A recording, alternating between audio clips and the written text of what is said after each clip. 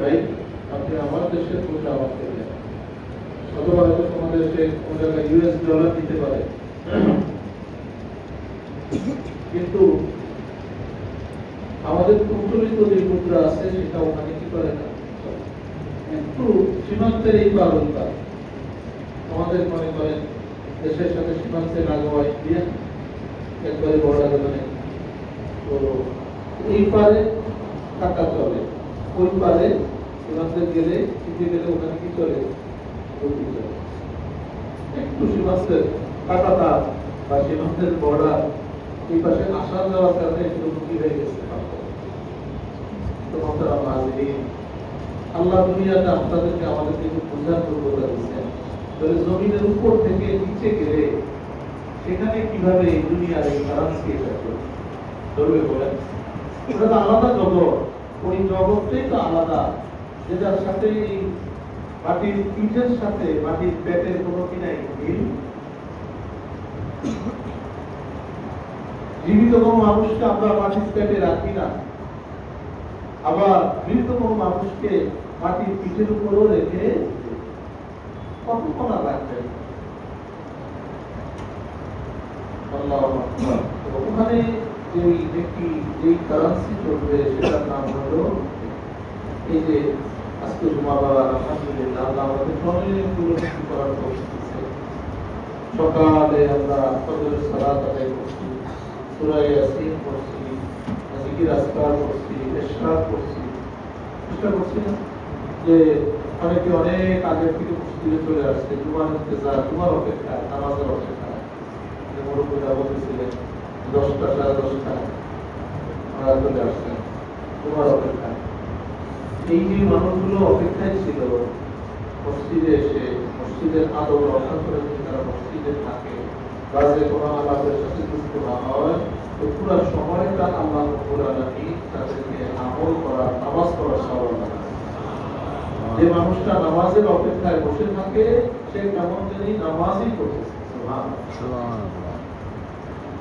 দেখি আর কি, তারপর জুমা পড়লাম, জুমার বয়ান শুনলাম, জুমার নামাজের পরে আবার আসরের পরে আমল করলাম, তেলাওয়াত করলাম, জিকির আজকার করলাম, আল্লাহর কাছে দোয়া করলাম। এই যে আল্লাহ শুরু করে দিচ্ছেন আজকে একটা বন্ধ আমাদের জন্য, তাই না? কাজকর্ম নাই, আলহামদুলিল্লাহ। আমরা গুনাহের ভিতরে না যে আল্লাহ আমাদেরকে ইবাদতের ভিতরে কাটানোর তৌফিক দিচ্ছেন, সেজন্য আমরা সবাই বলি আলহামদুলিল্লাহ। এই যে অনেক ভাই এমন আছে আমাদের বেগুস ভাই, তারা এই সুযোগ পেয়ে ছুটির দিন পেয়ে এখানে আল্লাহর ইবাদত বন্দেগী করা দরকার ছিল, এটা না করে তারা কি করতেছে, আল্লাহ নাফরমানি কি বলেন, আসমানের মানুষ কোরআনের ভিতরে জড়াই গেছে, বিভিন্ন গান বাজের ভিতরে আছে, ছুটি তারা কাটাইতেছে, অর্থ কাটাইতেছে। আল্লাহ রাসূল সাল্লাল্লাহু আলাইহি ওয়াসাল্লামের জন্য বলেছেন, নি'মাতানে মাগবুনুন ফীহিমা কাসীরুম মিনান নাস, as-সিহহাতু ওয়াল ফারাগ। দুটা নিয়ামত এমন যেটা মানুষ এদের দুটা নিয়ামতের ব্যাপারে ধোঁকার ভিতরে আছে, যে ভিতরে আছে ধোঁকাগ্রস্ত। একটা হলো as-সিহহা, সুস্থতা, আর একটা হলো অবসর। সুস্থ থাকা অবস্থায় আমরা এই সুস্থতার গর্ব বুঝি না, এই সময়টাকে আমরা কি করে দিই, নষ্ট কি করে। এই সুস্থ সময় ইবাদতের সময় ছিল, ইবাদত করি, আল্লাহ নাফরমানি করি। আবার অনেক এরকম আছে যে তারা অবসর সময় আছে, এত পেরেশানি নাই, আল্লাহ তার জন্য রুটি রুজির ব্যবস্থা করে দেন, ঘরে বসে হয়ে যায়, বা দোকানে একটু বসলো, ক্লাস হয়ে যায়, যাও লাগে না। অনেক মানুষের তো আসে না, কি বলে, তো এটা ওদের অবসর সময় আছে, কিন্তু এই অবসর সময়কে মানুষ নষ্ট করে খেলাধুলা, এই যে আমাদের তামাশা চলতেছে, রং তামাশা, এর ভিতরে আমরা সব শ্রেণীর মানুষ কম বেশ জড়ানো, সব জড়ানো। একজন তাড়াতাড়ি শুরু করছে, আমার বললো যে সেটা বুঝে নেয় সকালবেলা খেলা, এই জন্য সে কি করছে,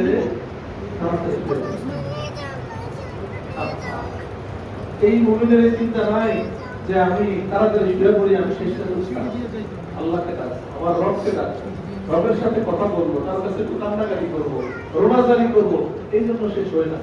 নিজের জন্য কিছু শিখেছে, চেষ্টা দিলে কি দেখবে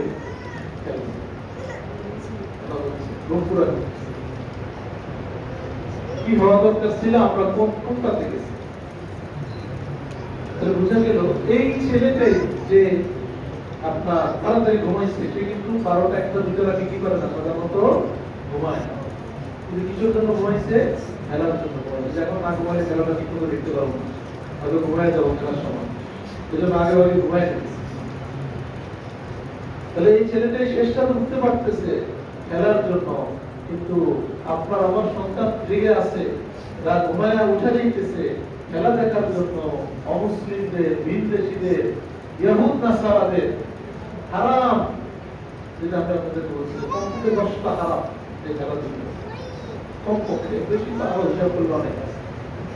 এগুলোর জন্য সে তাড়াতাড়ি ঘুমায় উঠে অথচ রবের হুকুম পালন করার জন্য, ফজরের সালাত আদায় করার জন্য, তাহাজ্জুদের নামাজ পড়ার জন্য, শ্রেষ্ঠতে আমার রবকে, তার রবকে একটু ডাকার জন্য তার জিন্দেগিতে, হয়তো তার এই পুরো জীবনে একবারও কি হয় নাই, ঠিক হয় নাই, তাড়াতাড়ি ঘুমানো কি হয় নাই।